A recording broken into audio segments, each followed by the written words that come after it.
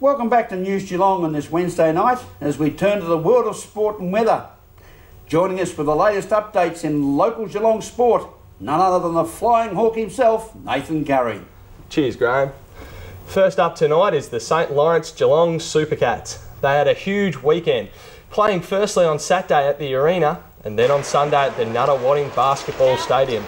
The boys managed to beat both Northwest Tasmania Thunder and Nunawading Spectres, with the Spectres match going into overtime, with the Supercats eventually winning by 15 points.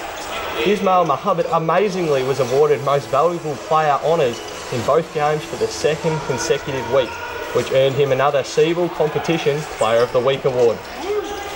Moving into the world of footy now, and we'll start with the Geelong Football League. News Geelong was down at St Albans Reserve to see Lara defeat the home side 17-12, 114 to the Super Saints 15-11, 101.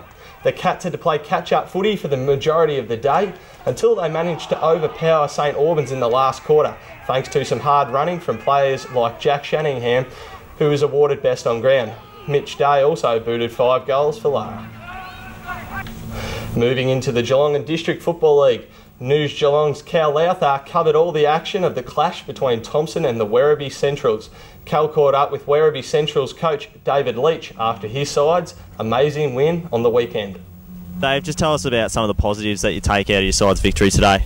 Yeah, pretty big win for us, mate. Like we knew we had North Geelong first up, and then we had to travel up the road 2 times in a row. Come up here at Thompson, very successful football club. We've got a lot of respect for them, and we need to put the white shorts on today and come up the road and get the 4 points. And the players really stuck together and thought it right. So, do you think your side's improved on last year?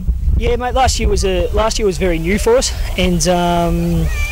Last year was very new for us, and the players that we brought to the club were, I suppose, not in the same calibre we've got this year. We've got probably about 8 or 9 players that we've brought to the club this year who harder bodies, and we can run through the midfield. Last year we had the bigger sides being able to get us through the midfield on their rotations and so forth. So I think this year, I believe we're probably about 4 or 5 goals better, hopefully, and but it's going to take a while for it to come together.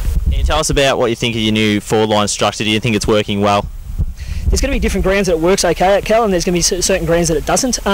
Today it worked okay. Our crummers still haven't got the goals that I'd like them to. I think with Buffer and Kitch up there it will work, and we play on some big grounds, and our ground's a big ground as well. So to be able to use that, like today we had Simon Calmet, Adam Shembry, and a few other key blokes out as well. So last week the forward line was a lot different than the week before. Can you also tell us about how far those blokes are away from playing? Yeah. Simon was just tight in a hamstring. He trained on Thursday night, and I wanted him to have a week off. And Shembry, I would reckon he'll be back for the home game, so he'll miss Belmont, and he'll be back for the game after it. Right. And finally tonight, News Geelong caught up with Geelong Cats coach Mark Bomber Thompson during the week, and he was first asked how far away full-back Matthew Scarlett was from playing. Look, he's still a little bit sore, so I wouldn't say he's any certainty to play at this stage. He'd have to improve a lot. Now, is Max Rook ready to be selected? Yes, he has. So I've got to make a pretty tough decision, and it's a bit early in the week to call, but he's getting very, very close. How do you see the 3 tall forwards panning out for Geelong?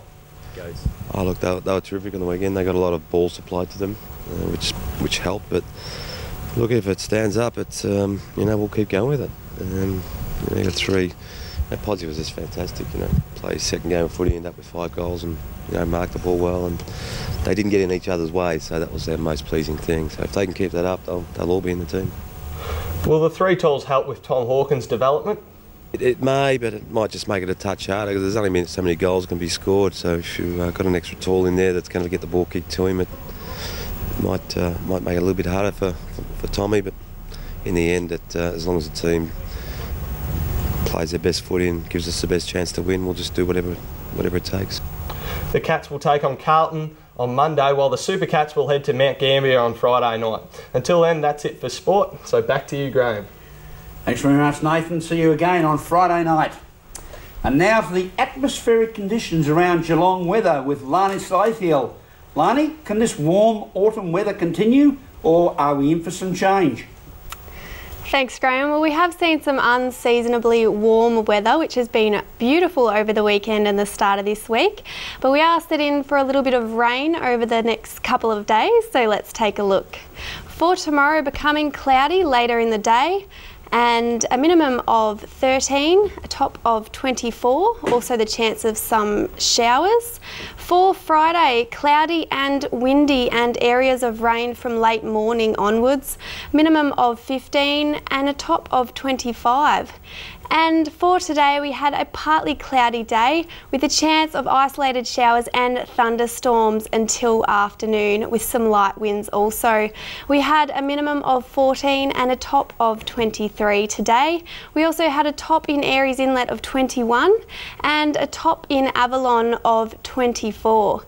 So that's the weather for the rest of the working week. Graham. Thank you, Larni. Look forward to a further Geelong weather update on Friday night on News Geelong. And thank you for being with us on News Geelong on this Wednesday evening. Remember, Katie, take your time and smell the flowers. From the team at News Geelong, a very good night.